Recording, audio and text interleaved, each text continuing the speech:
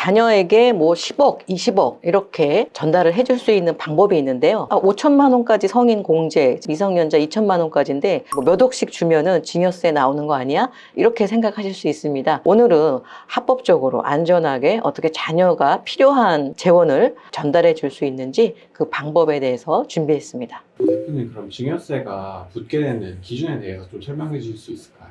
네, 증여세는 구간에 따라 다른데요. 증여세는 10%부터 최고 50%까지고요. 30억이 초과될 경우에는 50%, 굉장히 크죠. 단 공제 금액이 있습니다. 10년 단위로 미성년자 2천만 원, 성인 5천만 원. 이 공제는 반드시 10년마다 활용을 하시는 게 좋습니다. 그럼 일반적인 방식으로 현금 증여를 하면은 어떻게 되나요? 그럼 10억을 그냥 줬다. 아무런 전략 없이 10억을 주시게 되면 무상으로 줬기 때문에 이 받은 자녀는 공짜로 받은 이 10억에 대해서 세금을 내야겠죠. 기존의 공제를 다 썼다고 가정을 하면 10억 그대로 세금을 내는데 1억까지는 10%니까 1천만 원, 그리고 1억에서 5억까지 이 구간에서는 20%, 5억이 초과되면 30%입니다. 그래서 구간별로 본다고 하면 10억이면 2억, 굉장히 크게 느껴지시죠. 그럼 일반적으로 이렇게 증여를 하는 것 외에도 좀 두 번째 방식, 다른 방식이 있을까요? 자녀에게 돈을 빌려주는 방법이 있죠. 그런데 그냥 말로만 빌려준다 그러고 돈을 통장에 넣어주시면 절대 안 되고요. 사용증을 활용해서 실제 대여라는 거를 스스로 증명할 수가 있으셔야 되겠죠. 차용증만 쓰면 뭐 2억이든 10억이든 상관없습니까? 라고 하시는 분들이 있는데, 차용증을 쓰고 실제 이자를 준다면 얼마를 주든지 상관은 없어요. 단지 우리는 절세를 해야 되니까, 자, 그럼 2억까지는 이자를 주지 않아도 과세가 되지 않는 구간입니다. 그 이유는 우리가 지금 현재 인정이자가 4.6%거든요. 연간 이자가 1천만 원이 안 넘는 구간이 2억 원대니까 2억 원까지는 좀 차용을 해주셔도 세금은 따로 내지 않으셔도 된다는 거죠. 차용증만 쓰면 2억까지는 빌려줄 수 있다, 그런 말씀이신 거네요. 무상으로. 네, 두 가지인데 차용증 반드시 쓰셔야 되고요. 그리고 변제 능력이 있는 자녀에게 이 방법은 활용할 수 있습니다. 그럼 대표님, 또 다른 세 번째 방법은 없을까요? 자녀가 아주 좋은 투자처가 있어서 한 10억 정도 필요하다, 뭐 이런 경우가 발생을 하겠죠. 실제 많이 문의들 하시고요. 그러면 2억은 넘어갔고 이 금액은 빌려야 되는데 은행을 활용하면 되겠죠. 은행에서 좀 대출을 받아서 그 자산을 구입하고 싶은데 자녀는 은행에서 그만큼의 대출을 받을 만한 어떤 신용도나 자산이 없기 때문에 어려울 수 있어요. 이 경우에 많이 활용하시는 방법이 부모님의 자산을 담보로 하고 대출은 제가 받는 이런 방법을 쓸 수 있죠. 이건 그러면은 이자율은 어떻게 되나요? 당연히 은행에서 돈을 빌리니까 각자의 신용도에 따라서 이자율이 정해지는데, 자, 여기에서 은행 금리와 세법에서 정하는 이자를 잘 아셔야 돼요.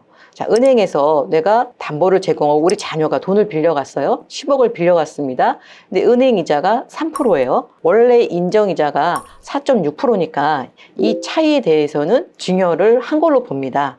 여기서도 마찬가지로 그 차이가 1년에 1천만 원을 넘지 않는다면 증여로 보긴 하지만 과세는 되지 않는다라고 기억을 하시면 되고요. 이 차이가 1천만 원을 넘게 되면 과세 이슈가 발생한다는 거 꼭 기억해 주셔야 되고요. 자, 요새는 이율이 많이 올라갔죠. 그래서 이런 부분도 적절하게 구간을 항상 1년에 1천만 원 미만 정도는 활용하시는 게 아주 절세에 큰 효과가 있겠죠. 금리가 낮을 때는 이 1천만 원 이하 구간을 활용해서 약 한 14억까지 빌릴 수 있는 걸로 알았는데 요새는 좀 달라졌나요? 부동산 금리가 한 3.7%일 때가 그 한도가 한 14억 정도, 1년에 차이가 1천만 원 나는 구간이. 근데 요새는 오히려 이제 금리가 좀 올라갔기 때문에 세법상 금리 4.6과 실제 금리 요 차이에서 1천만 원 구간이 훨씬 더 좀 금액은 커졌겠죠. 법정 이자율인 4.6%에서 은행 금리 한 3.9%에서 빼주셨잖아요. 그래서 빼서 한 0.7% 차익만큼 증여를 보게 됐는데 지금은 이제 은행 금리가 더 많이 올라갔잖아요.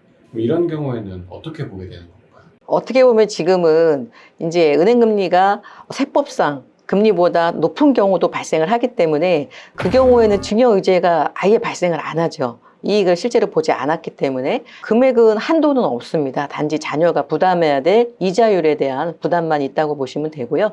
얼마든지 활용은 하실 수가 있는데, 그럼 뭐 어차피 이자 내는데 무슨 절세야 라고 생각을 하실 수가 있는데, 자녀 입장에서 투자를 할 때 자금이 없어서 투자를 못 하는데 이것을 부모님의 부동산을 활용하신다면 크게 효과가 있겠죠. 내가 직접 돈을 빌릴 수 있어서 내가 부동산을 구입하면 내 재산이 늘어나고 상속 증여세도 올라가는 거예요. 그런데 내가 구입하는 게 아니라 자녀가 구입을 한다면 나중에 발생할 상속 증여세는 현저하게 떨어질 수밖에 없겠죠. 대표님 그럼 혹시 이 외에도 좀 무상으로 자녀에게 돈을 전달 혹은 지원해줄 방법이 있을까요? 상황에 따라 다른데 기업을 운영하고 있는 대표님들 같은 경우에는 기업을 함께 경영에 참여를 해주신다면 자녀 회사에 가수금이라는 그 계정으로 해서 좀 지원을 해주실 수가 있습니다.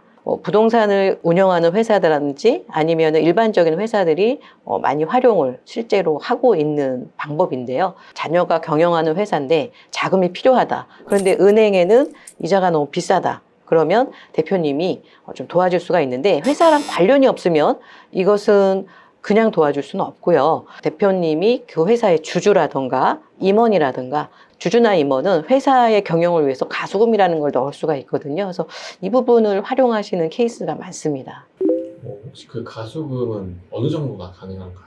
금액이 따로 정해져 있지는 않는데요. 이 경우도 역시 이제 사회 통념상 적용을 하게 됩니다. 근데 실제 경영에 참여를 하신다고 하면 내 회사가 어려운데 내가 돈이 있어요. 그러면은 회사를 위해서 자금을 투입하지 않을 대표님이나 또 주주들은 없거든요. 이런 경우에 적극적으로 많이들 실제 경영에서는 활용들을 하고 계시죠.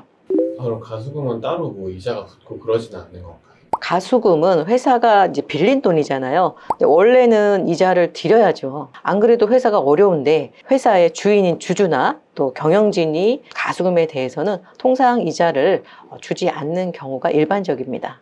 약간 이제 기업을 가지고 계시지 않은 분들의 경우에는 좀 이런 방법 외에는 다른 방법이 없는 건가요?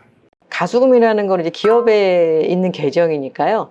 이 방법은 아쉽게도 이제 기업을 소유하고 계신 대표님들이 활용하실 수 있는 방법입니다. 부동산 자산가들 같은 경우에 부동산을 개인으로도 구입을 많이 하시지만 법인을 설립해서 활용을 하고들 있는데 그 이유는 이제 이런 다양한 절세 방법들을 구사할 수 있기 때문이죠. 법인이 있어야지 조금 되게 다양한 방법으로 절세를 하는 게 가능하겠네요. 맞습니다. 그 이유는 내가 개인으로 이제 사업을 하거나 이제 자산을 운영을 하면 나의 소득이 되고 나의 자산이 되지만 법인격체를 만들게 되면 이것은 법인의 자산이 되거든요. 근데 법인은 1인이 소유할 수도 있겠지만 다수의 주주가 들어올 수도 있고요. 경영 역시 나 혼자 할 수도 있지만 다수의 경영진, 임원들을 선발해서 함께 경영을 할 수가 있기 때문에 이 이익도 함께 나눌 수가 있는 구조입니다. 이런 부분들을 좀 적극적으로 활용을 하신다면은 세금 측면에서는 일반인들이 할 수 있는 방법하고는 좀 비교가 되지 않을 만큼 많은 방법들이 있습니다. 혹시 그럼 그 가수금 지급해 주신 사례 같은 게 있을까요? 아들이 경영하는 회사가 좀 어렵게 된 거예요. 그러면 은행에서 대출을 또 추가로 일으켜야 되는데 대출 이자가 지금 너무 높잖아요. 대출 받기도 힘들고 회장님이 좀 여유가 있으셨어요. 그래서 도와주고 싶은데 이것을 또 이자를 받자니 아들도 힘들고 안 그래도 소득이 많아서 세금이 많은데 어떻게 하면 좋겠냐 이런 질문을 하셨는데 자, 이 경우에는 그 회장님도 그 회사의 임원이기 때문에 경영에 함께 참여를 하고 계십니다. 그래서 가수금으로 일시적으로 회사의 좀 경영에 도움이 되게 해준 케이스이기 때문에 처음에는 증여를 해준다 그러셨어요. 처음에 증여를 해주신다 그랬는데 이미 이 가족이 증여세 구간이 40%가 넘어가요. 그럼 10억을 해줘도 아들이 4억을 또 세금을 내야 되잖아요. 장기간 쓸 금액이 아니기 때문에 이런 경우에는 오히려 가수금을 활용하는 게 훨씬 더 안전하고 많은 세부담을 줄일 수가 있겠죠. 그리고 실제 그러면 언젠가는 그래도 줄 돈인데 40% 구간이 아니라 이제 몇 년만 지나면 과거에 증여했던 게 다 빠져나가요. 그러면 다시 또 이제 낮은 구간으로 가거든요. 이런 게 어떤 자산을 증여하거나 또 상속하는데 가장 큰 포인트입니다. 스케줄을 어떻게 잡느냐. 그래서 기업이 있다면 긴급 자금 또 이런 운영 자금은 이런 가수금을 좀 적극적으로 활용하는 방법이 있는 것도 대표님들한테는 큰 도움이 되지 않을까 싶습니다. 확실히 사업하시는 분들이 절세할 때 많이 유리하겠네요. 사업하시는 분들은 세금도 많이 내기 때문에 이런 절세할 수 있는 방법도 많은 게 당연하겠죠. 막상 대표님들은 세금만 많이 낸다고 생각하시는데 잘 찾아보면 내가 기업인이기 때문에 절세할 수 있는 방법도 상당히 많이 존재하니까요. 몰라서 못하는 것은 나만 억울하잖아요. 내가 제대로 안다면 다양한 방법으로 일반인들보다는 훨씬 더 많은 절세를 할 수 있습니다.